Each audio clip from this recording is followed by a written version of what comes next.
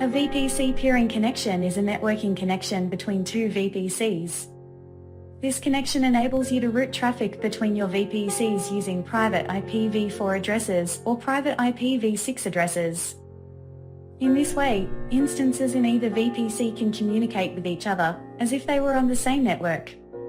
When creating peering connections, you aren't just limited to your own VPCs in your account, you can peer with VPCs located in different AWS accounts.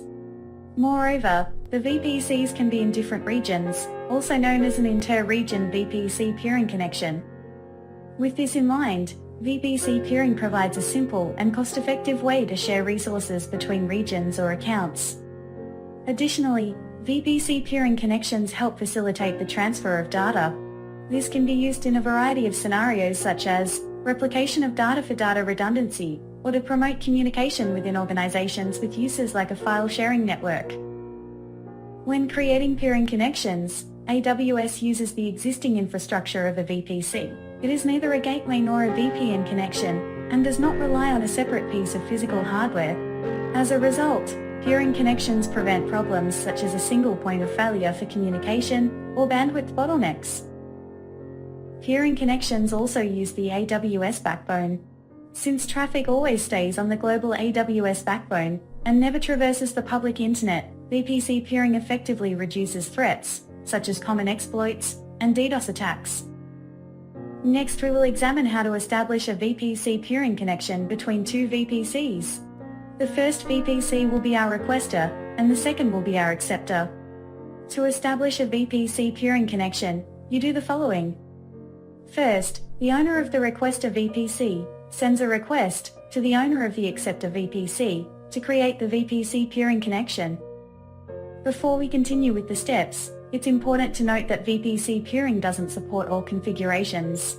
For example, the acceptor VPC cannot have a CIDR block that overlaps with the requester VPC CIDR block.